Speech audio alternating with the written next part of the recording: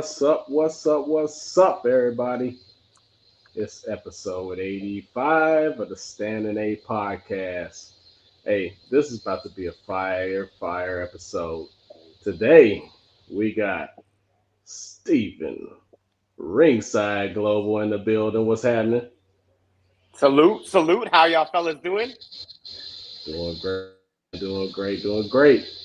We got Big Wheel Steel. What's happening, Big Wheel? What's going on, everybody? This is your boy Big Will Steel holding it down like only Big Will Steel can. You know what I mean? Hey, we know what's happening. What's happening, man? And hey, we got some great guests today. We got some great guests today. We got Coach Hector Lopez and 20-1, 13 KOs, Alexis Rocha in the building. What's going on, y'all? How y'all doing? Yeah, man. Hey, we appreciate y'all. We appreciate y'all joining us today. First off, for the listeners, we already know we got a lot of football going on. It's a lot of football going on. We was talking some shit before we started. You know, we was getting at Coach about the Patriots. He was getting at Steven about the Cowboys. We know what's going on, but we got to talk some shit about some of this boxing. You know what I'm saying? So, hey, let's get into it. Coach, how you feeling? Great. Coming off a good victory for my Patriots. Alexis is 3 weeks away from a big fight. I feel great. Yes, sir. Alexis, how you doing, man? I can't complain. Living life. Hey, you got to be living life, man. It's the greatest. I do. That's what's up, man. That's what's up. Hey, so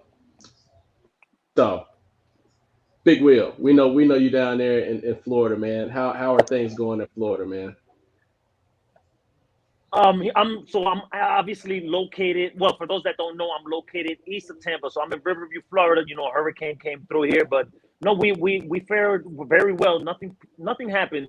You know, in Tampa. Now down south, it was a totally different story. It got devastated out there in Fort Myers, Sanibel Island, Pine Island. You know, those things got destructed, but you know, we're moving forward with recovery down there down south, and you know, hopefully we don't get another hurricane because hurricane season ends, I think, in November. So we're praying to God no more hurricanes come down through Florida. Yeah, man. We're absolutely we're glad that you, your family, everybody's safe down there. But we know that there's been some areas that have been impacted pretty bad. So most definitely our support, prayers, all of that for anybody in the Florida area that was impacted by the hurricanes, man. We know that could be some really tough things going on when that stuff happens, man. Fort Myers is not looking great at all right now. So, prayers for everyone in that area. Thank you. I appreciate it. Yeah, man. Yeah, absolutely. So let's talk a little boxing. You know, we know we got Alexis in the building. You know, he's getting ready to be facing Jesus Perez on DAZN October 29th at the Pechanga Resort Casino in San Diego, California. Going to be defending his WBO NABO title. Man, tell us how you feeling, man. How you feeling coming up to this fight? Yeah, I'm feeling great. Feeling very motivated, very hungry to go out and showcase my talent in front of everyone in San Diego. You know, showing my skill in the broadcast of the zone. You know, I'm very, very grateful for this.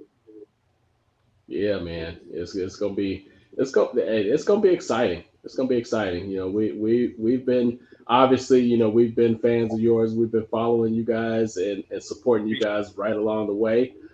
So we're really excited to see you get back in the ring and showcase that talent, man, because you've got just talent just oozing. So it's gonna be a great one, man.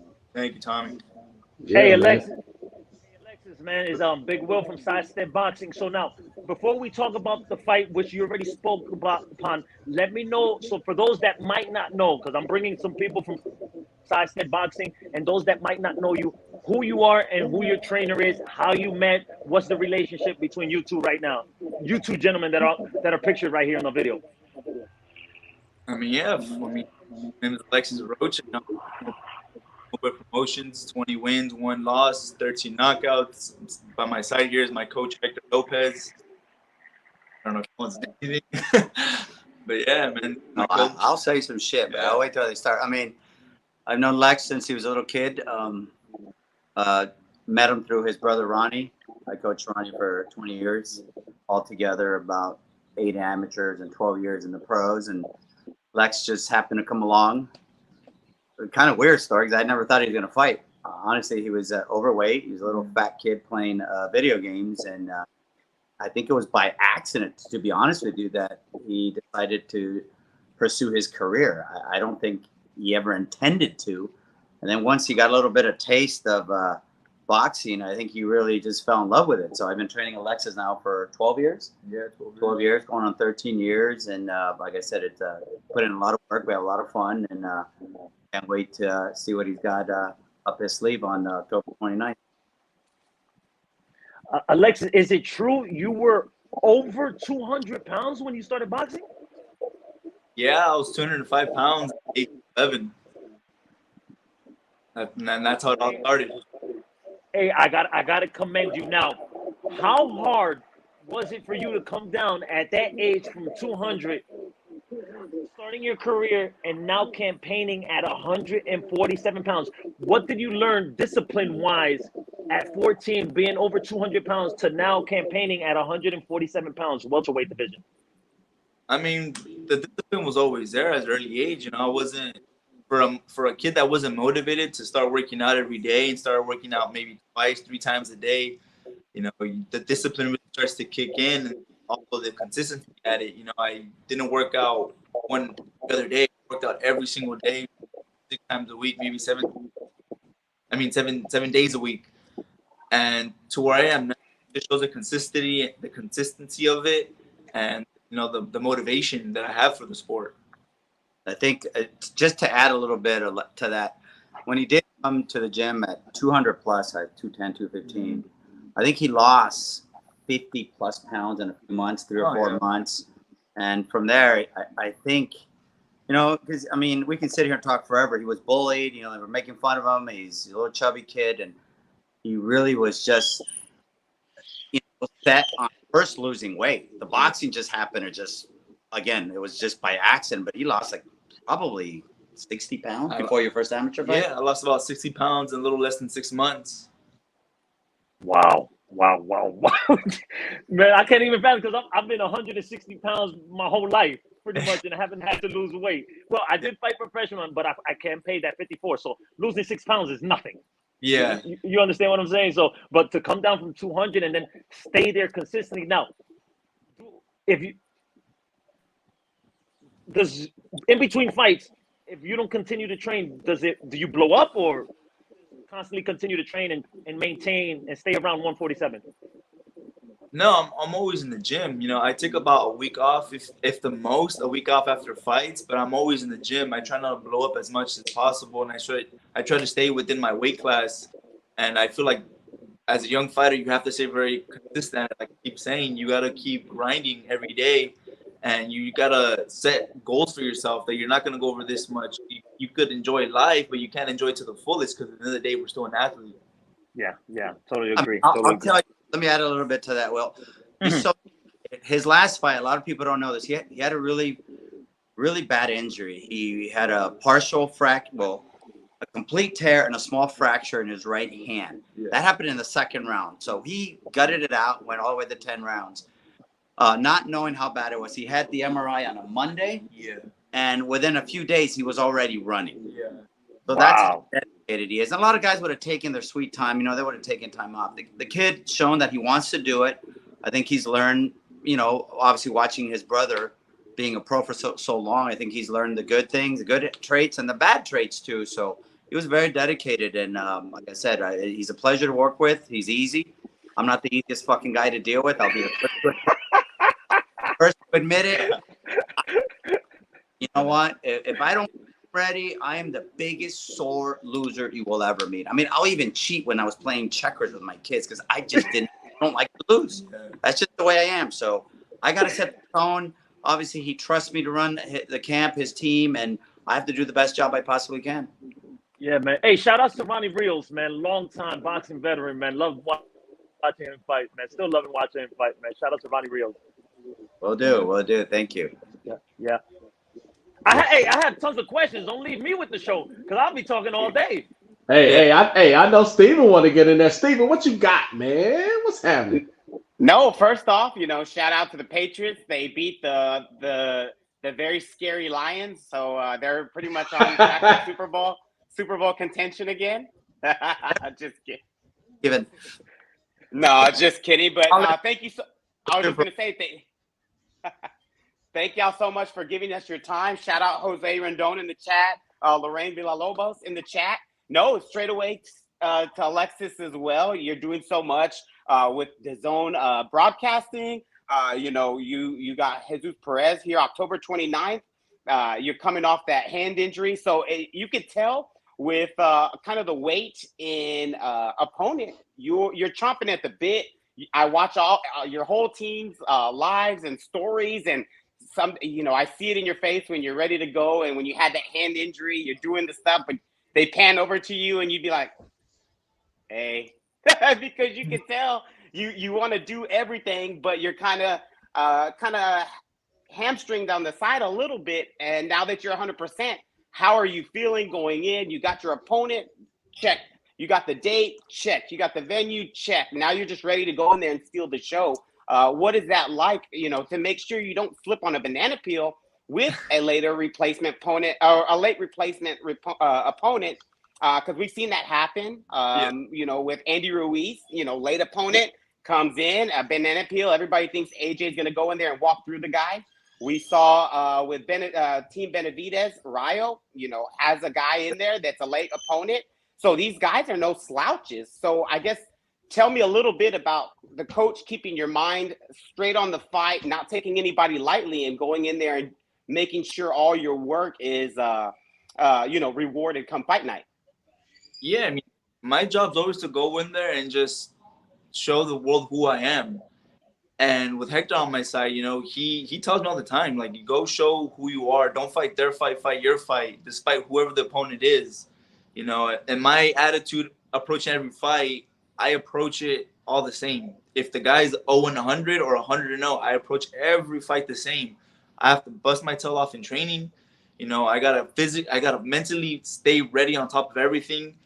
And that's just the way it is. And with Hector on my side, he's always going to be pushing me. He's always going to give me advice. He's always going to tell me how it is. And if I'm slacking off, he's always going to tell me too. I mean, you hear this guy in the corner all the time with, all the YouTube video.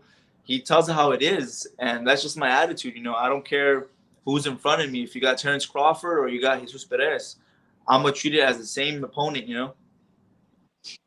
That's an amazing answer. I wouldn't expect any less with Coach Hector by your side. It's just reassuring because, a lot of guys go in there, get that superstar status, as you're starting to see with, the commentary with DAZN, all the shows now. And it's refreshing to hear 0-100, 100-0. I'm going in there to put my work on display. So amazing answer. Shout out to Tiffany Daniels and, Jimmy Blue in the comments too. But thank you so much. Hey, Alexis and Coach Hector, now talk to me. I'm in Florida. I'm originally from Perth Amboy, New Jersey. Talk to me about being a Mexican-American fighter fighting out of California, because that's a totally different boxing world out there with Vegas, Arizona, and Texas being real close. Talk to me about the sparring, about the level of sparring, and how are you being able to distinguish yourself and pull yourself out of the bunch being from California, which is a hotbed for boxing? Let me start. Well, for one, obviously, we probably have, the best sparring possibly in the nation in Southern California. It's easy to get Alexis ready. Obviously, he's always in shape, ready to go. All I have to do is pick up the phone, call Robert Garcia, call Freddie, whoever, and we got sparring all over the place. I think that's one of the advantages we have being in Southern California. I'm sure, in Jersey, New York, I'm sure it's very similar. Boxing here is hot. It's just go to Vegas, go to Arizona, go to Texas. This is kind of the fighting capital of the world. And we have that with all these great fighters around us. I mean, Alexis has sparred the who's who of world champions now. Crawford, Canelo, Mikey Garcia, Josh Taylor, Manny Pacquiao, Regis. So we're lucky that, again, we're around all these great fighters, and it makes kind of camps exciting. Find out who we're going to spar with this camp. And all I have to do is pick up the phone. So on that end, we're very lucky and blessed that we're not in frickin' North Dakota somewhere. That's for sure. Yeah. Hey, anybody from North Dakota listening, it's all love. It's all love. I know. It is. I'm just saying it's just easy for us here. Sorry, North Dakota. But yeah, it's so easy. No. Especially, yeah, especially being Mexican. You have so much culture over here, and you have so many people that support you no matter what. And then, from my roots, my kids, people, Hector, we're all Mexican. My parents born from Mexico. It's just, I'm very grateful to have all the support from everyone. That's what's up. Now, what I'm gonna speak about, everybody knows. Okay, so listen to me closely, Coach Hector and Alexis, right? We know you're aligned with PBC, and this is more of the politics side that I want to see your take on it. 3 of the belts belong to Errol Spence, aligned with PBC. 1 of the belts is WBO. How is Alexis gonna get an opportunity, besides becoming a mandatory, get a shot at those titles at 147 pounds? Because the lines have been drawn. If you're with GoldenBoy, I'm just talking from the outside in. GoldenBoy pretty much doesn't do business with PBC. So, and I know your end goal, Alexis, is to become a world champion, if I'm correct. How are you going to be able to attain that goal if you're not going to be able to have an opportunity of fighting for those titles? Yeah, that's a great question. We were just having this conversation the other day on our way to San Diego in the car. He did a media workout, and I told him he had to be patient at the same time be impatient. There's a lot of politics, unfortunately, that ruin the sport, starting with the promoter. I think with GoldenBoy, they've always had our back. They've signed 3 of my guys. And I just tell Alexis, you have to be patient and impatient at the same time. Whatever happens with Spence and Crawford, either way, whoever wins, my understanding is they're going to vacate the belts and then move up. Obviously, there's a lot of BS going back and forth. They're fighting, the fight's on, the fight's off, and everybody gets all excited because it is a great fight. But you just pray that they do their best. Mandatories nowadays don't mean shit. I'm going to be honest with you. Ronnie was a mandatory to Figueroa for 2 years. Now, a lot of people don't know this. We're talking lawsuits and everything. Nothing happened. At the end of the day, it is a sport, but it is entertainment, and it's frustrating. As a coach, you don't see the best fighting the best all the time. And there's nothing I can do. I mean, how do you change this? It's been around for hundreds of years, and now you have more promoters in the mix with Eddie Hearn and stuff. It's frustrating. And honestly, just like he has to wait, I have to wait, and I try to keep him positive. There's not much I can say other than, be patient, but I'm not going to lie. It's effing frustrating. That's for sure. What do you have to say? Thank you for your honesty and your take on it. Yeah, definitely. I feel like once all gets cleared up with Errol Spence and Crawford, if they do decide to fight, I feel like one's going to retire, one's possibly going to move up. So from there, I feel like all the belts are going to be in line for the taking. Whether who goes what route, I'm going to go whatever WBO. My job is to keep knocking people out in front of me, whoever they put. If I'm a mandatory or whatever, my job is to keep knocking people, whoever they put in front of me, to get to the belt. There is a guy at 147 pounds, also aligned with GoldenBoy, from Texas, Grand Prairie. He goes by Virgil Ortiz. He's hot right now. Hot. Yeah. I'm talking about super hot. Has there been any talk, any communication, possibly Alexis Rocha versus Virgil Ortiz down the line, or very, very soon? Say something. Sorry. Obviously, we've sparred with Virgil. I know him and his father would become really good friends. Hundreds of rounds together. We trained with them quite a bit. Obviously, that's a fight down the line that kind of makes sense. At this point, it makes no sense. Neither of them have a title. Now, if they're going to throw millions of dollars, as you know, this is prize fighting. That's another thing. But that's not happening. So until one or the other wins a title, I mean, I don't see that fight happening soon. I know, obviously, whatever they say, look, we got to do what we got to do. If they say you got to fight Virgil next, and Virgil agrees, then obviously we put friendship aside and business is business. But at the same time, they better put a lot of fucking zeros behind that check in a fight. The fight, Exactly. Yeah. it's a business. It doesn't make sense. We're both on the way up, climbing for a belt or another belt, and I just feel like within that line, that fight's the fight to make. Can I say I got to commend y'all, because just like you have nowadays, I believe that fighters not only have to work in the gym, but we see the rise in the Jake Pauls and the things that, whether you agree or don't agree. However, nowadays, it's such a big thing for fighters like yourselves to start creating an online presence, to do what you're doing, being on the zone, getting on broadcast, getting on, podcasts like ours, to kind of raise your stock on that end as well.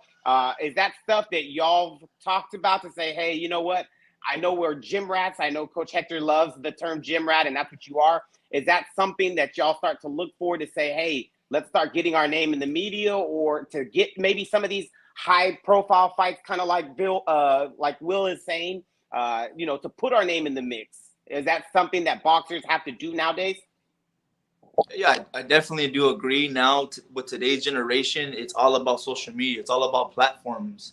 And, people, all types of people tell me, because I'm not a social media person at all. I let my talking, I let whatever you want to see from me inside that ring. But today's generation is all about social media. So you got to be constantly posting. You got to be doing interviews. You got to be out and showing your face. It's more of a popularity contest now. Whoever's more popular is going to get more stuff. You take Ryan, for example, who's a good fighter, but his platform brought in millions from social media like YouTube, Instagram, Twitter, whatnot. So I really do have to start promoting myself more on social media, on platforms. Thank you guys for just bringing me on here and showing my face and talking on this podcast. But yeah, I think it's something now that we have to open up more about.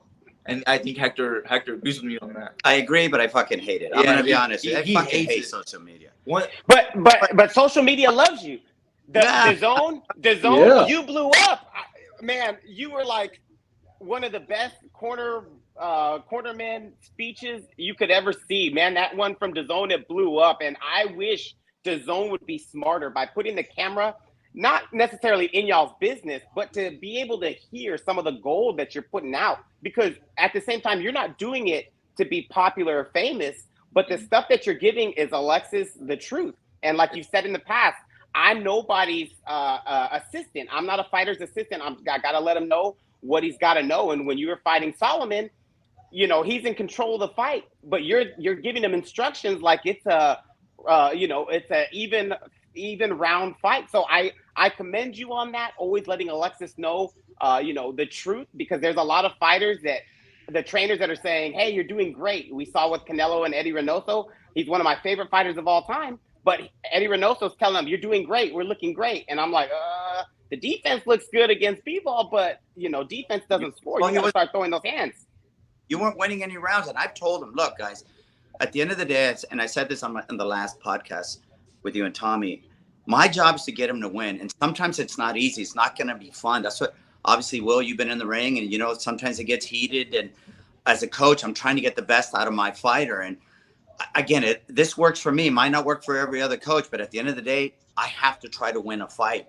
And I didn't think we were losing the fight at all. People say, oh, you thought, no, I just wanted him to shine. I thought the moment was right for him to really become what they call a superstar. With social media, now you can put a stupid video and all of a sudden you're a superstar. You got people like Jake Paul, all those fucking idiots. Honestly, I'm going to say it. There's no way in hell those guys should be getting paid that kind of money.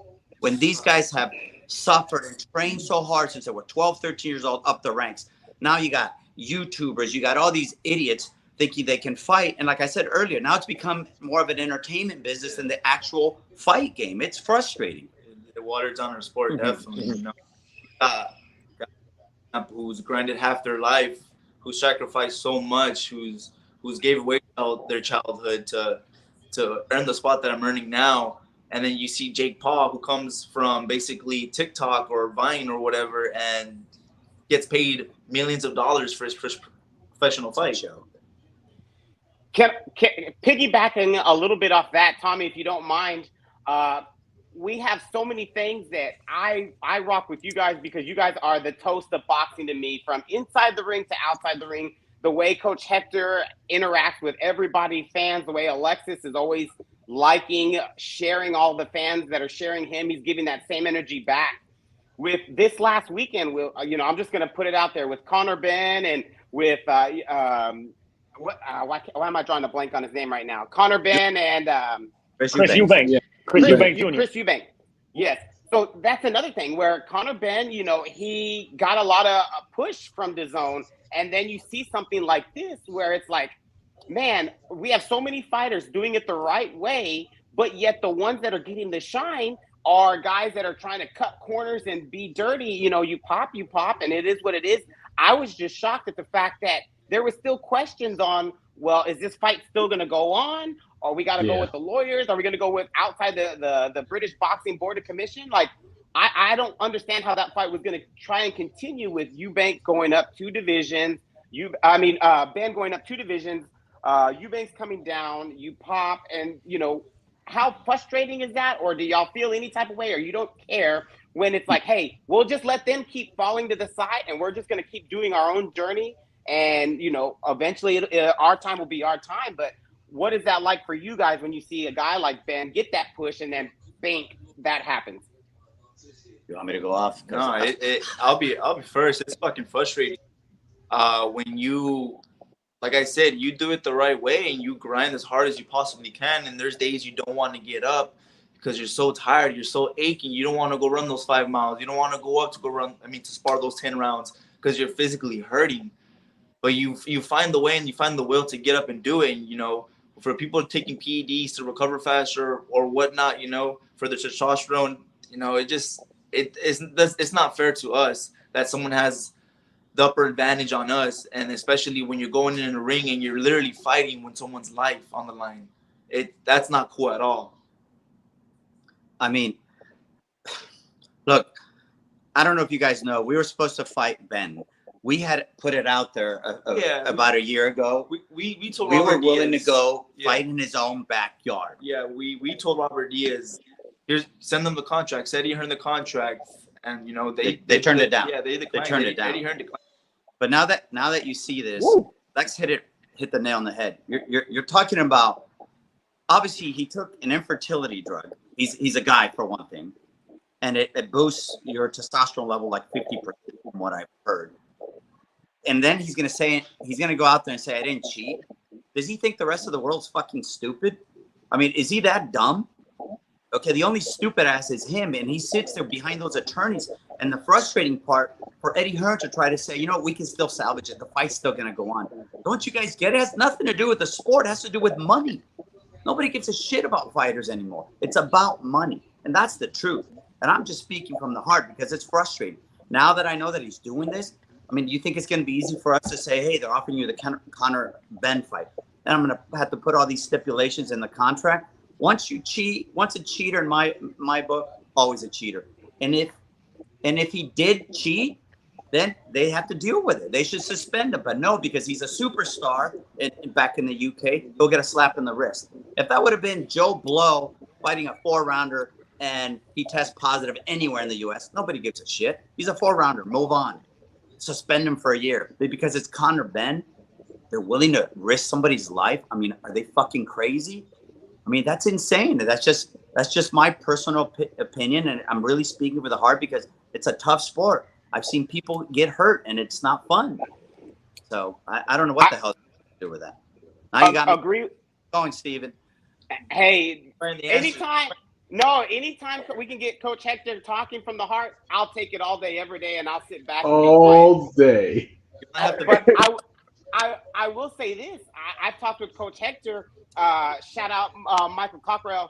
But I talked with Coach Hector in the past, and do you believe that's almost like a blessing in disguise? Because Alexis, you're not scared of nobody. We know that. You'll fight on short notice. You'll fight at any time. So do you believe that's kind of a blessing in disguise? Because maybe y'all don't know that. Y'all go into Conor Benn's backyard. You fly all the way out there. You put in all the hard work, and you don't know what Conor Benn's up to or doing. and it could have robbed you. You know, what happens if y'all are really in a knockdown drag out, but he's got the unfair advantage. So Cesar Campos agrees with Coach as well, but you know, does that kind of make you feel a little bit better knowing, hey, on God's timing or whoever's time, but maybe it was kind of a good thing that we didn't sign that one up, because who knows if I would have went out there and he's got all the unnecessary advantages that he shouldn't have. I mean, yeah, definitely. You know, when you go out there, you're gonna me personally. I don't care who I fight. If you're in my way, if you cross down my path, it doesn't matter. It doesn't matter for who I want to fight. But when someone has upper edge against you, you know, with whatever you take or whatever you do, it's just it's fucking frustrating, honestly. Like I just said before, and I don't agree with it, honestly. Thank you. Go ahead, Tommy. Oh, sorry. Oh, my bad. Coach Hector and Alexis. Now, I know you're gonna give me a direct answer. Are we gonna question all the top athletes?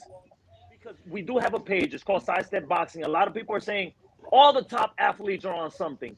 All of them. Just most of them don't get caught. The ones that do get popped, we make a big stink out of it. So you being a trainer and you being a fighter, are you going to question all the fighters? All right, man, is this guy on something? They might have gotten away, because you did say you've seen fighters get hurt. But if the fighter that's dirty is not getting caught, he's getting in the ring and he's most likely going to punish his opponent. So what are we going to do in the sport of boxing to catch all these cheats?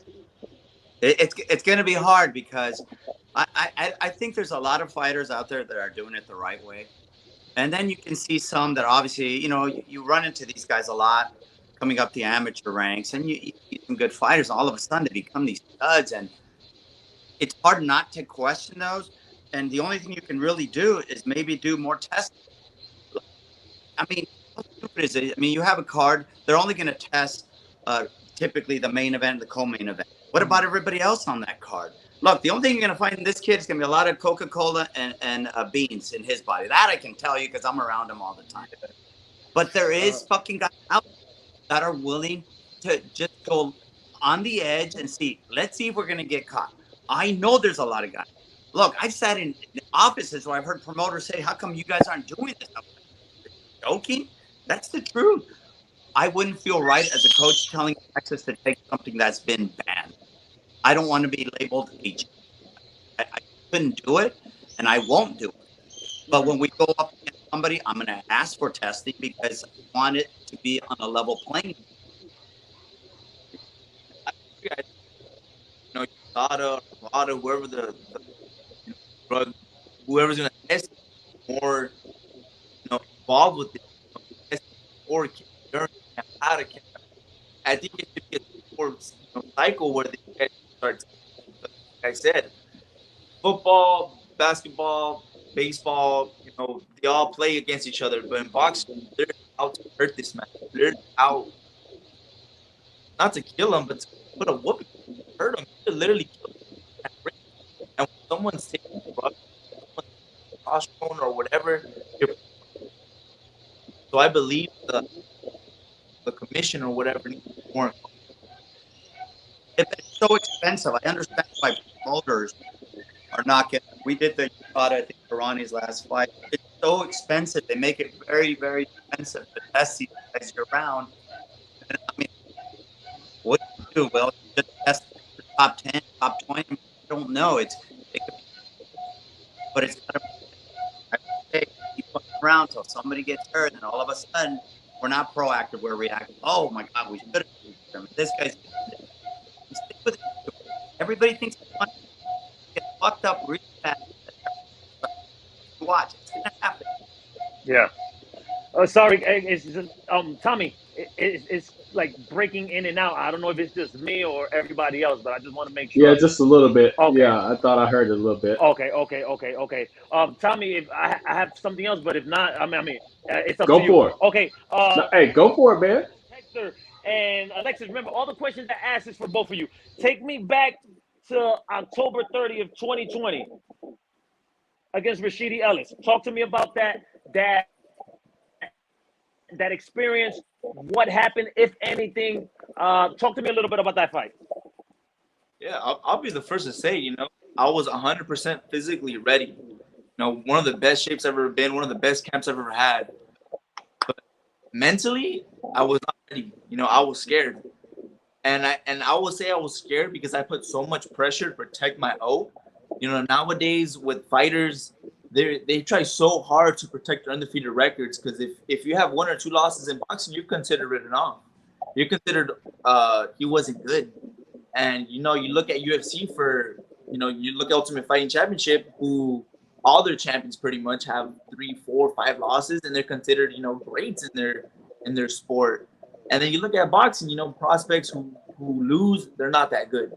Because the promoters throw them off the side. They don't believe in them anymore. And the fans too, But for me, really, when I lost, I was discouraged. I was hurt. I was disappointed. I don't want the outcome. I don't like to lose. But I really felt that was a reality check for me, because when that O was gone, I feel like the pressure was just off my shoulders. I felt that I just kind of relieved in the sense, like I lost. Like I said, I don't like to lose, but I felt the same as if I was undefeated and I have 1 loss. And I feel like now it's just I can put that pressure behind me and then really just go into that ring really comfortable, 100% mentally ready as well. And it is what it is. When you lose, you just learn so much from it. Mm-hmm, mm-hmm. And Coach, like he said, he had a great camp. Right? Sit there. It was hard to find sparring partners that were going to be fast. I knew Rashidi was very fast. But a lot of people don't realize we were willing to step it up. Okay, the kid was 22, 23 at the time. Rashidi, top 10, very fast. Doesn't hit as hard as they think, but he's a very good fighter. Obviously, he's been around the amateur ranks. He's fast. Yeah, I grew up with them in the amateurs. I've known of him. I've seen his career go up. He got signed with GoldenBoy. I got with GoldenBoy, so it was a fight in our stable. Yeah, but he was a little bit older, so he was. I think he was a little bit better prepared, both in and out of the ring, to face Alexis. We went in there feeling good, and it was weird. It happened during COVID. There was no fans, and I think once Rashidi got going, it was hard. It was kind of a hard puzzle to kind of figure out, and it wasn't like Alexis took a beating. I mean, he beat us. I mean, it was a close fight, and I felt like, I'll be honest, I told Alexis, you gave us probably 50% of what you're capable of. But in hindsight, it was probably the best thing that could have happened to him, because once he got that O out of the way, it just seemed like, okay, he was relaxed. He's relaxed. He's having a great time. Like I said, it was a difficult fight. I mean, Rashidi gets all the credit. He won this time around. And eventually, if he's still around, I mean, they give this kid shit all the time. Look who he's fighting. What was that last guy Rashidi fought? The guy was like, what, 14 and 13? Give me a break. Let's be honest, okay? And this willing to step up and fight an undefeated fighter. Yes, we lost. But you know what? I think it helped him. In hindsight, it was probably the best thing that could have happened to us right now. It's a learning experience, and we move on. Rashidi's in a mirror, but he's there. And eventually, if they're both around the same weight, I promise you, if we fight again, it's going to be a lot different this time. Whoa! That's what I'm talking about. Now you got me fired up. I see that. Okay, but now check this out. On the flip side, talk to me about March 19th, 2022 against Blair Flair. Talk to me about that fight. Yeah, I mean, it was a good fight to make, and Blair's gonna make all the excuses you want. They offered us the same amount of time. I don't know, because after the fight, now I'm going back. I'm going forward now, but after the fight, they said that his camp said that he didn't have a contract or whatever. He was making excuses to fight, but yet I seen in previous interviews when we're gonna fight saying like, why is Virgil gonna fight McKinson? Me and Alexis Rocha should be the main event. And then when Virgil pulls out, he goes and calls out McKinson. So it's like you're just bashing this guy for not knowing who he is, but then you want to fight him for the main event. But, it is what it is. And, I was very motivated to fight Blair because I've known Blair, going back, like I said, we're in the stable. We see each other around. We talk to each other. We go to the gyms. We see each other. And that was just a good fight to make. You got me, who's humble, quiet, soft-spoken, and you got Blair, who has this persona of the Flair that goes out there and does his woo and does entertainment business. And it was a good fight for me to showcase, my skills and who I was. And I believe when I beat him, it opened up the doors for me. Okay, but I'll tell you something, Will. Even in that camp, again, that was Virgil's fight, right? That fell through. Yeah. So the whole card was in jeopardy. So we were willing to step up again to save, that card for a Golden Boy. We said, we'll fight Blair.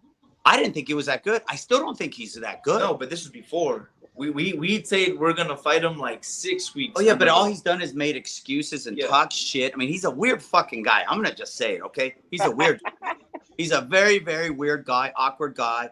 He talks a lot of shit, try to get under our skin, even in camp. The last week at the hotel, we had like 3 different run-ins, and he was going to say, I'm going to murder you. He didn't do shit. And I'll be honest, I really thought that we hit him earlier. I didn't think Blair was that good. His record didn't say that because he was undefeated at the time, but I just, from what I had seen coming up to the Golden Boy, I didn't think he was that good. Okay. And then after the fight, obviously Alexis puts a whooping on him, and he starts saying that he didn't have time. They didn't give him all this bullshit. He had the same time we did. So that's a bunch of excuses. Okay. He said they didn't give him time to get ready. Now he goes out and he fights a good fight and he beats Hooker. And now he's saying, you know what, this was tougher than Alexis. Look, talk is cheap. If he thinks he can beat this man, let's do it again. And I promise you this time, he's going to fuck his ass up worse this time than he did this last time. No more playing around with him for 6 or 7 rounds. This fucking guy doesn't last 3 or 4 rounds. No way. I'm not going to put him up with a Rashidi or some of these other guys that we fought or sparred. He's nowhere near as good as he thinks he is. He's fucking crazy. He's got like 4 or 5 different personalities. It was funny.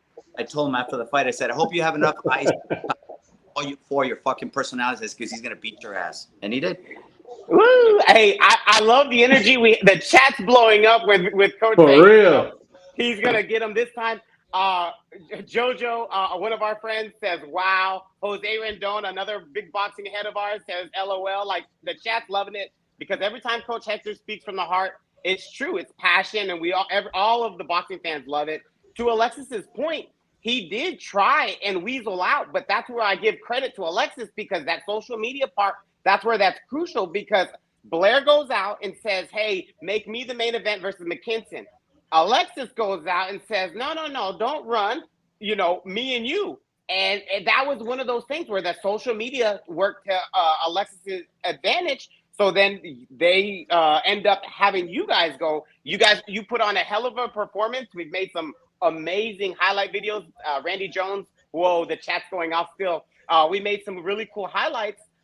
So that it's just one of those things where I commend Alexis for, you didn't come off him. You stayed right there with him. He tried making different fights and you stayed on his ass. So commend you for that. And what did y'all think? That's another thing.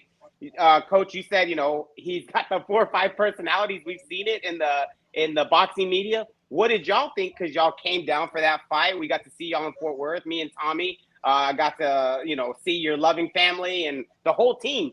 Which is important, too, to have a whole family and team members behind y'all. What did y'all think in that fight? I was texting Coach, because, even though he is a bit of a character, he did, put it on Maurice Hooker. So I was telling Coach, that just makes Alexis win that much more impressive. The fact that, that Blair goes out, starts railing on Maurice Hooker, and then the fight before that, you railed on Blair the Flair. So, what did y'all think about being there and then kind of being around one of his fights as a spectator?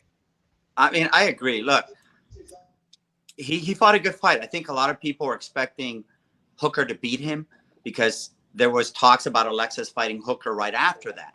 I really wanted to get to Hooker before Blair did, but unfortunately it didn't happen. The fight was offered to him a couple times, and I believe one time he wasn't ready. The other time I believe he had passed away in his family. Get it? So he took the fight, which he thought was an easy fight with Blair. Look, you got to give the credit. He looked good that night, but Maurice looked shot. I mean, every time he hit him, you saw the shaky leg. Maurice fight past his prime at that point, even though he put up good fights, even with Virgil. But with Blair, he like I said, Blair did his job. But like I said, you know what? I believe Alexis, and this is just me, is on another level.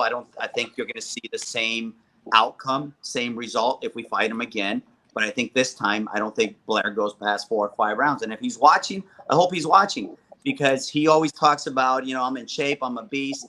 You know what? It's funny. The day you said that thing about the video, Tommy, I will never forget. We were in the gym, and I said, fuck, we got to do something. Even though I hate social media, I took out my phone, and we went back to the gym, and I said, you got to say something. Because at that point, we really thought the whole show was going to be canceled because Virgil had gotten sick. So like I said, I think we've done all we possibly can to get the top names. It's not happening. Fighting Blair does nothing for us right now. I mean, we put a beating, we're supposed to. We lose, heaven forbid, right? So if he thinks he's good enough, let him win a couple more fights. And, like Oscar says, let it marinate. And if it happens that we're going to fight again, we'll fight again. But I don't think he's that good. I'm just saying it. I don't want to disrespect the guy. There's a lot of really good fighters out there, great fighters. He's not one of them, in my opinion. One thing I want to say right now, because I remember this shit. I remember this shit when it happened. So, like, the last time, Coach, when we had you on, we put out a couple highlight clips from the episode, and Blair, we've had Blair on. We had Blair on a couple years ago, and we put the highlights out. And after that fight, he jumped in there. He was shitty. He jumped in our chat, and it was on one of the posts that we had about that we were sharing from the episode that we had you on. And he was bitching. Oh, this and that, run it back, all of this and that. Hey, well, if he wanted, like you said, man, y'all put in work. It'll be easy work at that point. What you want to do? So I mean, luckily for both these guys, they both fight for the same promoter. We don't want to turn the WWE crap like he does. If he, no, I'm serious. If he really thinks I should be to make, but do fans want to see it? I mean, do they want to see another ass whooping? I don't mind. I have the best seat in the house. I mean, I'm perfectly fine with it. But let's go. That's anything for us right now. Do you think it's almost like an AB style thing? Because AB, while he started his string of losses, people still tuned in to watch him. Like Coach Hector says, get your ass whooped. And is Blair one of those guys where people enjoy seeing, him get his ass kicked? So, I mean, if that's something that makes sense for y'all, it pays you guys big money to go out there and do what you guys do. I'm all for whatever helps you guys out the most. So, like you said, if Blair's in the chat, if he sees it and that's something that he can work his way back up to, Alexis, and, y'all like easy money, and everybody does. Hey, I know Sean Hicks, he want to see another ass whooping. That's what he just said. hey, can I? Oh, go ahead. Oh, Coach Hector and Lex. So what makes sense for you in the position that you're at right now? I don't know the entire welterweight division GoldenBoy roster, but what makes sense for you? Because I want to see Lex in a very, very big, notable fight. What makes sense right now in this position that you're in? What fighter, I think, if you have any names? There is. I mean, there was a couple of names thrown at us. David Avanesian was one of them. Again, Eddie Hearn turned it down. See, where we get frustrated. I mean, Avanesian's, I think, ranked in the top 10 by ESPN. There's a couple guys there. Even Keith Thurman's name was mentioned. I mean, we're talking about Antonio DeMarco. There's a bunch of names, but it really doesn't mean anything. I mean, they could be saying he's fighting Mike Tyson. Until they sign the damn contract, I'll believe it. But I think we need to fight somebody probably in the top 15 for sure in order for him to grow as a fighter, as an entertainer. He needs to obviously have those big names. I know he's frustrated, but like I said earlier in the podcast, it's frustrating having to wait. But again, look at Spence. Spence was the same way. Nobody wanted to fight him. He had to go all the way to the UK to fight Kell Brook. Now he's a household name. Now he's considered one of the best welterweights. But it took for him. I think he was older than you, Lex, by the time he went overseas. So whoever they give us right now, obviously we're going to have to take whether we like it or not. I know Robert Diaz works very hard to try to get the best quality opponents, but having all these different promoters, you're you're kind of have to be really selective on a pool that we have. It's not like we can fight everybody. I mean, in a perfect world, yeah, let's fight Spence, let's fight Crawford, but you can't. They're all from different companies, so it's gonna be hard, difficult process. But eventually, if he waits it out and does what Spence did, eventually, once he has the leverage, is when he wins a championship. And right now, we don't have any leverage, even though we have a small title. It doesn't really mean much. So what? So are you okay with the way the career's going so far to date? I mean, yes and no. I think yes, for the most part. Obviously, he's fighting main events, co-main events, but at the same time, I think the pandemic really kind of set us back a few years, especially with trying to get quality opponents. I know with DAZN, I mean, it's not just the promoter. Not talking about the network too. Yeah, absolutely, so absolutely. Like I said, we've asked to fight certain guys, and they said no. So I don't know what else we could do on our end. Again, my job to get him ready for fighting a guy that's 0-90 and been knocked out 90 times, or a guy that's 90-0 with 90 first-round knockouts. Nothing's going to change for us. We're going to get ready.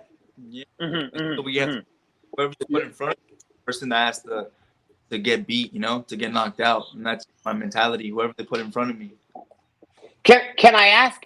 Are you excited? Obviously, a lot of your fights now that we've looked at the past, they're either co-main events or main events. And I know last time you were really trying to get that guy out of there. He's a real tough guy, very durable. You hurt your hand in the second round. I immediately hurt him, and I hear Coach Hector say, "Hey, shake it off. Let's continue the game plan." With a fight coming up like this one, October 29th, Pechanga, how important do you feel like, hey, this knockout's been coming for a while now. I'm ready to show out, and feel the show. Because like I said, big fan of yours, obviously. Tommy, we're all big fans. When you have that opportunity, everybody says, I'm not looking for the knockout, but if it comes, it comes.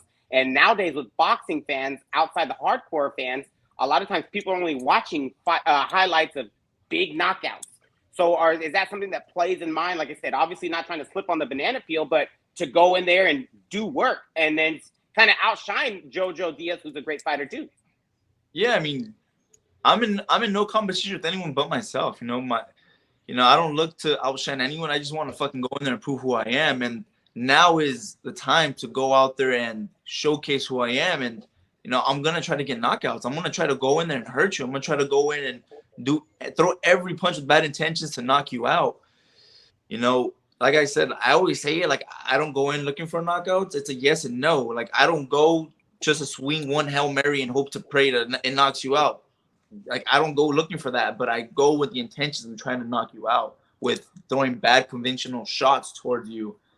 And just, October 29th, I'm very excited to go out there and perform in front of, all my people in the Pechanga Arena. Never fought there before. Never fought in San Diego. It's going to be a good week. We're going to go out there on a Tuesday night. It's going to be nice, something different. We've been fighting in Honda Center, Indio, like Staples, like a lot of times, and it's different. And I'm very excited now that I'm 100% healed. I can actually say that.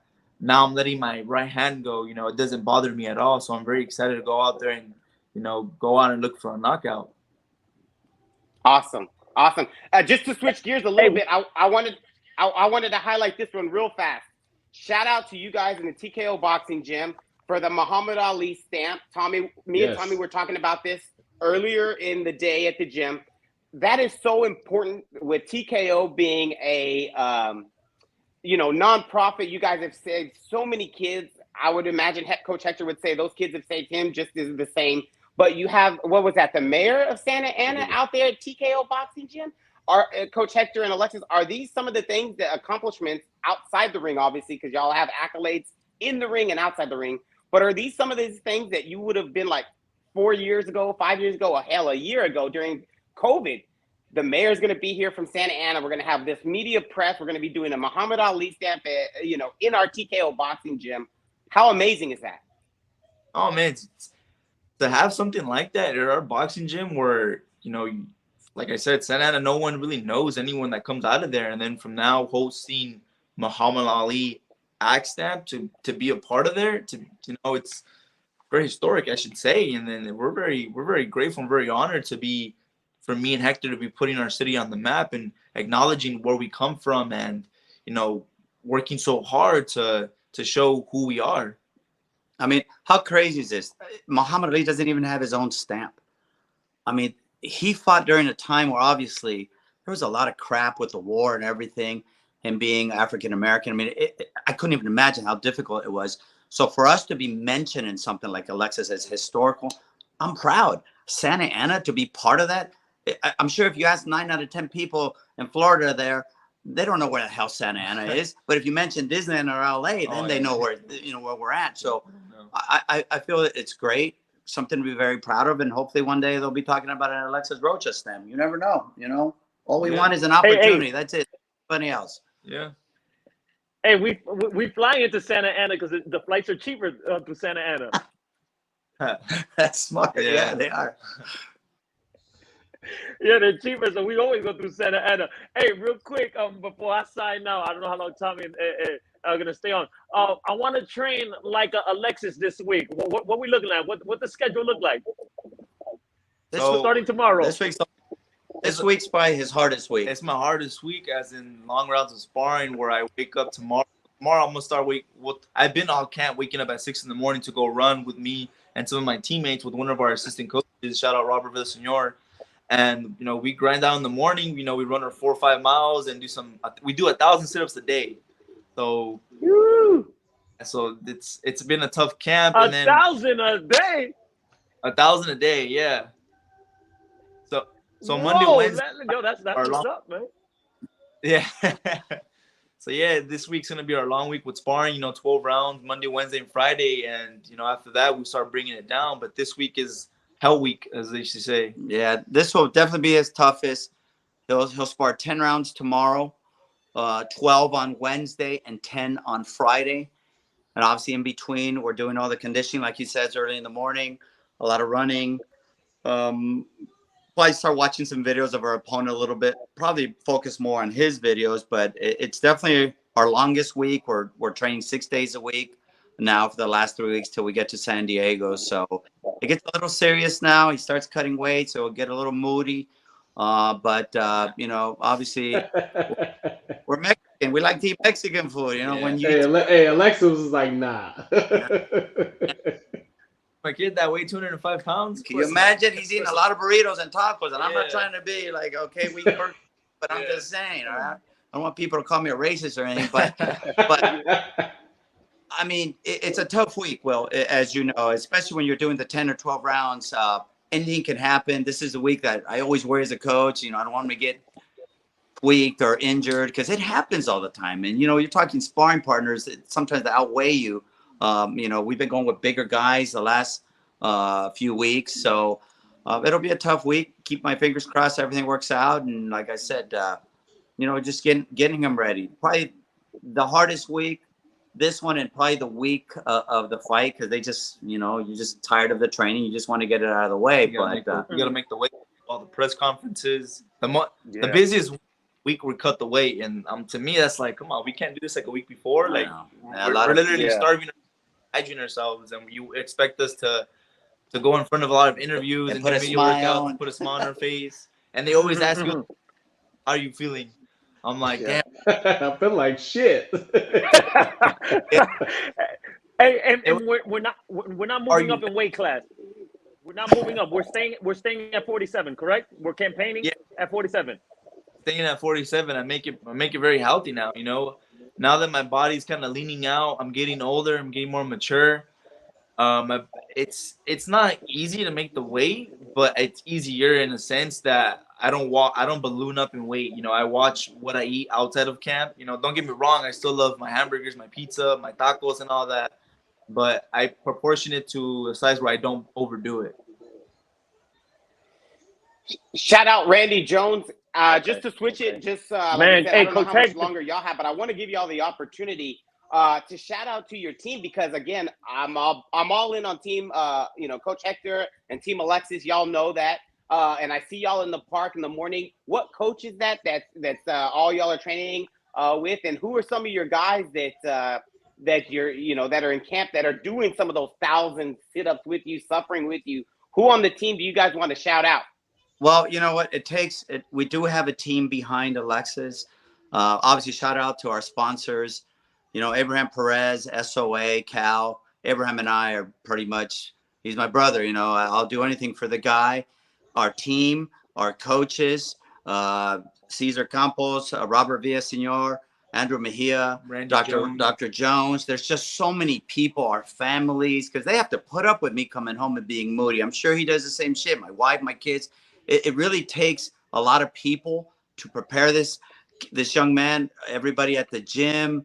I mean, we have a lot of fighters in there now, and you know, everybody just giving them positive, encouraging thoughts and getting ready. But it's not just him. I mean, there's a lot of people around him. Obviously, he does 99% of the thing in the ring, but it takes a lot of people to get him ready.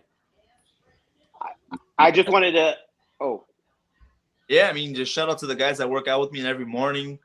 JJ, Julian Bravo, Johnny Canas, just then you get Abel Mejia. You know, the list goes on and on. You know, the next up and comers from our gym, the next guys to be prospects in this sport, to be contenders and future world champions. Thank you so much. Like I said, I just wanted to shout them out. Like you guys said, just because I'm such a big fan of y'all's, it's by default you see the supporters of Team Lex. You see, like you said, the Abraham Perez shout out on his bachelor party out there living the life. You see the SOA guys, his whole squad, the Cal.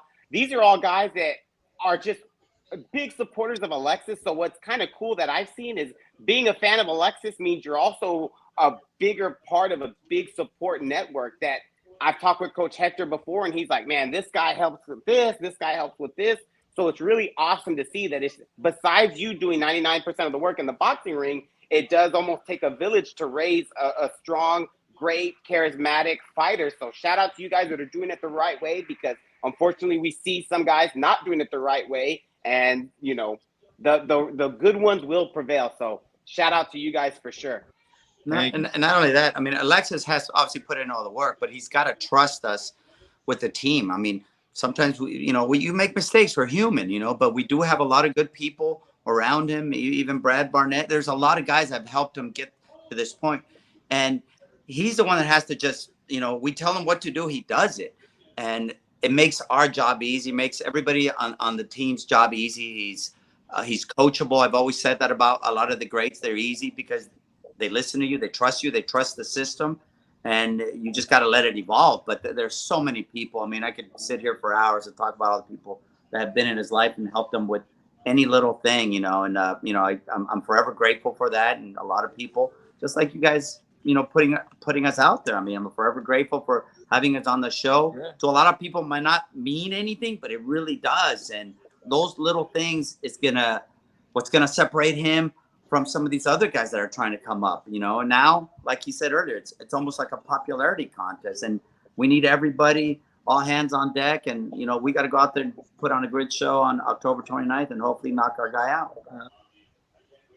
Hey, I want to thank you, Coach Hector and Lex, man, for, you know, I'm also learning as I go.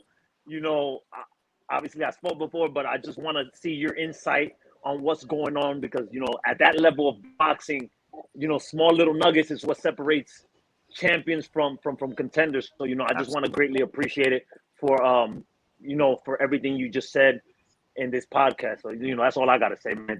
Shout outs to California and all the fighters out there, man. Love you guys. Hey, thank you. Shout out, guys.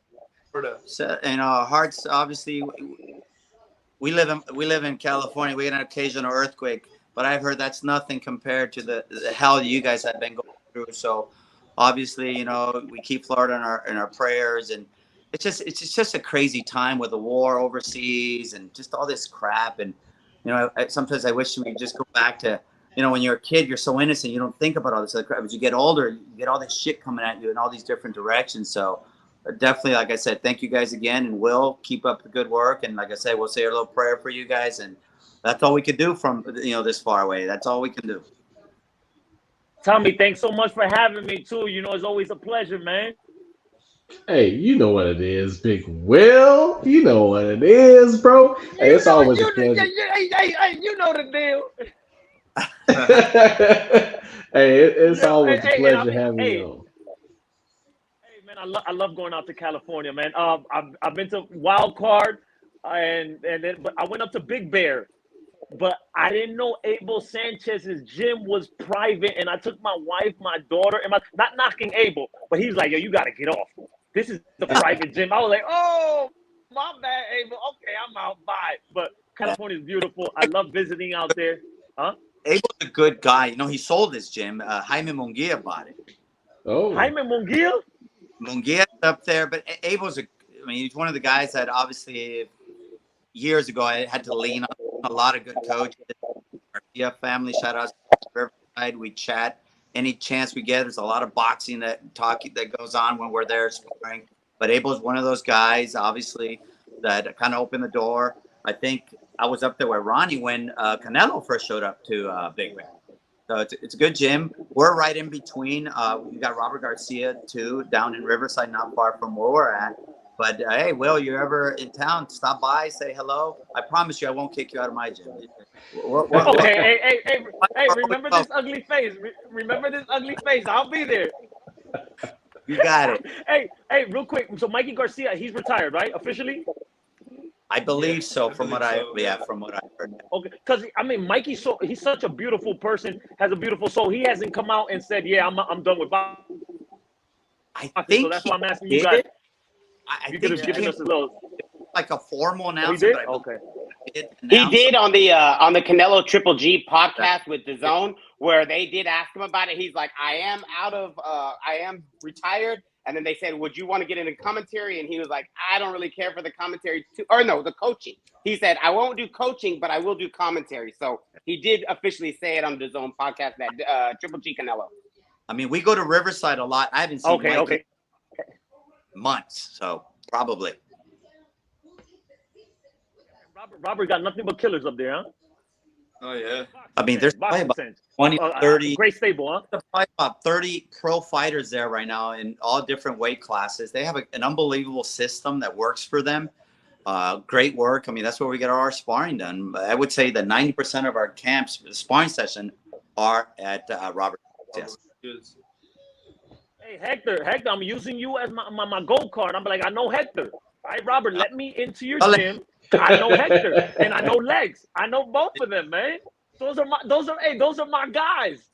Yeah, no, they're good people. Honestly, Will, I mean, Robert, with Abel's, because it was more a little bit private. He probably had Triple G at the time. Yeah. But with Robert, like I said, he's a good guy. I just call him or Pita, his son. They're nothing like that. I mean, we're good people. We don't try to act like we're bigger than the sport. You know what? We need you guys, and like I said, you guys are welcome to stop by our gym anytime you guys wish. You're always welcome. Yo, and I know it's harder for us because some reporters give us a bad name. You know, my job, I'm just trying to get what I need to put the fighter out there in the fight. But some fighters be going out there. I mean, some reporters be going out there acting crazy, and I get it. You know, you as a trainer, and because now sparring sessions get leaked. Back in the day when God forbid a sparring session can get leaked, you can't even talk about it. But now fighters nowadays, you know, you let certain people in, and they're the rat in the camp. Yeah, you know, talking and stuff like that, and I don't like that. It's so easy. I mean, I'm old school. I don't know videos, know nothing when they're sparring. Well, I'm sure you know that, but I'm sure there's guys that want to take their stupid cell phone. It's so easy, it's so small, just to leak anything. Robert's the same way. At first, as soon as we start sparring, no cell phones, everything's off. Like I said, we're old school. We don't like to film that, and it's not to make really. I mean, nowadays everybody posts stuff, but you don't want to make anybody look bad. If somebody gets knocked down in a sparring session, you don't want to show that. You don't want to, you know, it's your sparring partners. Sometimes it happens. You're going to clip somebody. You're going to hurt them. You don't want the whole world to see it. It's just a damn sparring session anyways. Yeah. You don't get paid to spar. You get paid to fight. No, I get it, man. Hey, I'm going to be talking all day, man. This is the Green Eye Bandit. I can't stand it. I'm out of here. Peace. Hey man, Big Will, we appreciate you, bro. Love it, man. And thank you, to each and every one of you. I love you guys, man. Continue doing what you're doing, man. Thank you. All right, man. Take care. Hey, so you know we've been talking about a lot of different things. We've been talking outside the lines a little bit. One thing I want to do is today is Amanda Serrano's birthday. So I want to wish a happy birthday to Amanda Serrano. You know, we talking all sorts of all things boxing, and women's boxing is a major thing. It's a big thing. It's growing. It's coming, and it's making itself highly known. Next week, you know, we got a couple things going next week. Next week we got a major women's boxing event, and if I'm not mistaken, I believe that like this is the first all female like major card. We know that it got rescheduled because of the death of the queen. You know, so rest in peace to the queen. Um, but this event is huge. You know, and when we talk huge, you know, we know, and we talk Amanda Serrano's birthday today. She had arguably and possibly one of the fights of the year this year. You know, and it was in women's boxing. It was in Madison Square Garden. She had one of the fights of the year. But this event is one of the events of the year because of the historic nature that it holds. With Clarissa Shields and Savannah Marshall, um, Michaela Mayer and Baumgartner, and just the all female event. Just from both of you guys, just a little bit, what how you feel, and what does it brew within you about female boxing growing at the rate that it is, and how exciting is that to you guys? You know what, Tommy? It was hard for me because again, I think I consider myself old school to see females kind of beat the shit out of each other. I have two daughters, my wife. It was hard for me. I'm training a couple females and amateurs by the name of the Flores and Lorraine Villalobos. Lorraine, shouts out.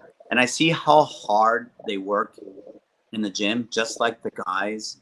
And you can see how the sport is really just growing with the female boxing. I think it's going to continue to grow. That's Lorraine. I think it's going to continue to grow. Obviously, you've seen, the Olympians. Obviously, now the Olympics, I should say, they've added the women's boxing, and I think in give it another 10, 15 years, I think it's going to be very, very competitive. I think now it's hard to find female fighters because they're not out there, but I think it's going to grow. And if you give it time in a few years, look what they did with the WNBA. Now, if you ask me, I don't know shit. I couldn't even name two WNBA girls. I can't. Okay. But the sport is big now. Look at women's soccer. I mean, so it is growing. And I think with boxing being such a brutal sport, I think guys too want to see two girls kind of beat the shit out of each other. Look, Amanda Serrano is a hell of a fighter. Yeah. I love that fight. I honestly thought she had won the fight. That's just me. Okay. I thought she landed the cleaner, harder punches. Yep. Okay. But then you see Clarissa Shields. I mean, we've been around Clarissa when she was an amateur. She's a beast. I mean, she could probably beat up most guys. It's just crazy. Hey, she challenged Keith Thurman.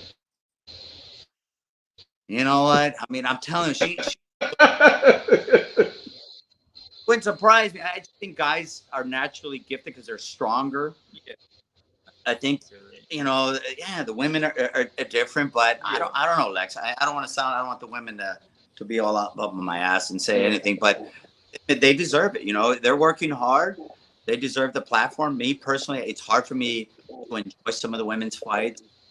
It is growing on me. I don't know. 50 years from now, you never know. That could be, probably better than the guys. I don't know. But right now, like I said, it is growing, and it's something that I think the fans are in for quite a surprise, because I think some of the girls are really good. They're really good. Some of the Olympians coming up are really, really good. Really good. You got Coach Shields, who's a beast. I've seen the way she works out.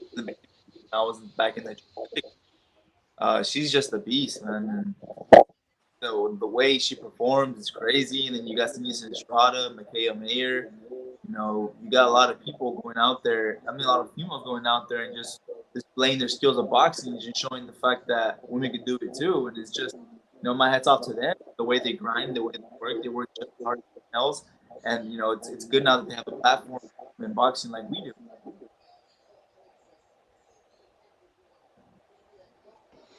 Steven, what you got? You look like you ready to jump in there, bro. What you got, man? No, man, I'm just always excited for these guys to just keep growing. They just keep elevating their game so much. I don't want to hold them up because I don't know what they got going on. But like I said, I just want to give them the floor to obviously, thank whoever they need to thank with the fight coming up. I know they're probably pretty busy, but like I said, y'all team is so major. Your team is so big. Everybody that we talk to, always has positive things to say about you guys. You guys are the toast of boxing in my eyes, with the way that you guys do put the right work in, the way you guys are just every step of the way inside and outside the ring, just accomplishing all the accolades that you can get. So I just want to commend y'all, and then just, like I said, give y'all the floor to just thank whoever y'all got to thank. Absolutely. Well, thank you. I mean, obviously, Tommy, Steven, I've gotten to know you guys a little bit. I've been out in Texas with you guys a couple of times. It does take a team. It's not always easy. I'm sure he'll be the first one to tell you it's not always nice when I'm in his ass, yelling at him, whatever, telling him he's got to get better at this and that. But I think it all starts with him. Yes, we have a lot of great people around him, but he has to buy into it. He's got to believe in what we're trying to preach. It's not easy. I'm not telling him he has to like it. I'm just saying he's got to listen. And there's so many people. I mean, Mary Lara at our gym. I could probably be here for hours. I want to thank you guys for having us on, because nowadays, obviously, you need that social media influence. And there's a lot. Look, at the end of the day, we're going to go in the gym and we're going to prepare. Whether it's now, whether it's against Rashidi, whether it's against, Spence, nothing's going to change. We're going to continue to do camps the best way we possibly can and hope for the best outcomes. And, I've always told Lex, the best part about being a dream, this really starts as a dream, is you're in control of it. Yeah. If you want to get lazy, you're probably going to get exposed in a fight. So we got to keep putting in the work. I want to thank you guys again for having us, and can't wait to do it again. It's fun with you guys. Like, you guys let me be me. I know I'll probably throw a lot of bad language. I apologize to those viewers, but that's just who I am. I don't try to be anybody different, and I apologize for that. And at the same time, I don't, because this is who the fuck I am. So there it is. Yeah. Yeah. Love it. Yeah, I just want to thank my team. My whole team with Hector Lopez is always there, the head coach. He's always there giving me the best instructions I could possibly give me. And my job is just to listen. And, and I just want to thank the rest of my team, Cesar Campos, Robert Villasenor, Andrew Mejia, Randy Jones. Shout out to all my sponsors, Abraham Perez, SOA Boxing, Cal Attorneys. Thank you guys all so much. I have so much. I have so much sponsors. So give me a little bit of time. I have More Tequila, who's a new sponsor. La Santa, who's a new sponsor. Option One Auto Advisors, who's a new sponsor. Cryo Spot, Massage Matters, Fruities. Just thank you guys all the support that you guys give me. It makes a lot of people to make a team, and you guys support me, and I'm just very grateful for that. Awesome. Hey, I'll have to figure out. Shout out Cal. They sent me some caps just because I like to support you guys. But so what's up with that tequila? I might have to see what they're about. So I'll put my address out there. Let's go. Yeah. You woke up Tommy on that one. I think all right, Tommy, but we are Mexican. We drink tequila like water here. Hey, ask Steve. Tommy's been to my house a couple times, and we've watched the Sinisa fight, and we were putting down some tequila. So Tommy is also Hispanic as well, so he knows what's up. Well, when you're down here, Tommy, I promise you, we'll take you to some of these hot spots. Great food, great people. You're welcome. I can't wait to see you guys down here one day for a fight. I would love to bring you guys down. Hopefully after this one, we have something cooking here in the next. We can't really talk about it right now, but there's some big things coming our way. God willing, everything goes as planned on the 29th, and can't wait to bring you guys down sometime in February or March. Hey, March is my birthday. March 5th is my birthday. So anything in 6 months time frame, it's birthday presents. Yeah. I do have one request, and this is kind of breaking news for me. I do want to go to TKO Boxing Gym, and I do want to get in the ring as one of the only reporters that I know that will get in there, and I gotta taste some of it from anybody there. It could be the 10-year-olds that are killers, or anybody else. I'm gonna go in there. I just want to be able to say that no other reporter is popping up in the ring with the hand wraps and the headgear and is willing to take those punches, so that way they can speak to it when they're dogging these fighters for not opening up or throwing lazy jabs. I could be like, hey, be easy on these guys, because just because they're not putting a lot of action, they're also not wanting a fastball down the middle too. So that's one request that I have that maybe Coach Hector can make happen. He'll wrap the hands up and put me in there and be like, Steven, you got killed, but you look good getting beat. Done, Steve. Done. Remember I mentioned the female boxers? Yeah. They're gonna have fun. All right. Hey, I'm gonna be doing something to try and get ready. I'm not gonna do 1,000 push-ups like Lex or 1,000 sit-ups like Lex, but I'll get 7 in a day, and then we'll see how it goes. I'll respect anybody that goes in between those ropes. There's mad respect. This is not easy. It's dangerous most of the time, believe it or not. So I respect, and for you to want to go in there, it says a lot, Steven. We'll take care of you. We'll make sure they don't rough you up too much. Yeah. But I'm gonna have them go a little hard on you, at least to the body. We won't take too many headshots. Yeah. Hey, that's what I was about to say, to the body. You get a lot of people to say, "Oh, they didn't go to the body enough." Like, do you know what a couple body shots feel like? Those are the ones that take longer to recover. Yeah. If you ask most fighters, it's the body shots that hurt the most. They hurt more than the headshots, that's for sure. Yeah, man. So it's like, hey, if Steven, he's willing to get in there and jump in there and get that experience, they're gonna tap that body a little bit. So Steven, hey, you already know what you need to do, bro. Yeah, get that. Get it going, bro. Get it going. That's one thing I've always wanted to do, but thank you so much. Like I said, thank y'all for allowing us to take your time. I know with Fight Week, y'all, it's so important. So again, I'll always sing y'all's praises. Y'all know that out here in Texas, you always got support. You always got fans as long as I'm within earshot of anybody. So thank y'all so much. Thank you guys for having us. Yeah, hey, absolutely. We 1,000% appreciate you both. Coach Lopez. Yeah, show that team Lex, baby. That's what I'm talking about. He might be a little too big for my. Hey, see, no infertility drugs here, just Texas, baby. You ain't trying to get pregnant. I'm not trying to get pregnant, but I put a little mass. Yeah, man, that's what I'm talking about. Good. Hey, we appreciate y'all, man. Like 100%. Like, hey, we love having y'all on. It's always a pleasure. We respect y'all. We love y'all. We wish you the best on October 29th in Pechanga. It's going to be great. So, hey, this was a wonderful episode. Yeah. Thank y'all for joining us, man. Thank you, guys. Means a lot.